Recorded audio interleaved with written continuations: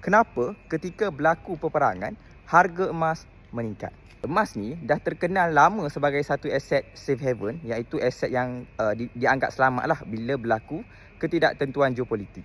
Kita kena faham satu perkara, bila berlaku peperangan, ancaman inflasi meningkat. Contohnya kita boleh tengoklah kenaikan harga minyak dan sebagainya.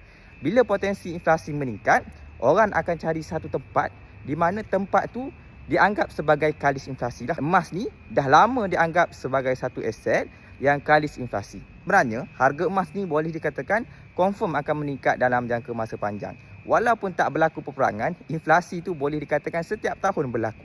Dan sebab tu tuan-puan, kita boleh tengok harga emas meningkat dalam jangka masa panjang walaupun tak ada event-event besar yang berlaku. Jadi sebab tu kita kena ada saving dalam bentuk emas supaya kita boleh mengelakkan duit kita daripada kehilangan nilai. Yang mana yang belum lagi mulakan tabungan emas, tuan-puan kena bermula buat simpanan emas sekarang. Jadikan sebagai tabungan anda untuk menghadapi krisis inflasi.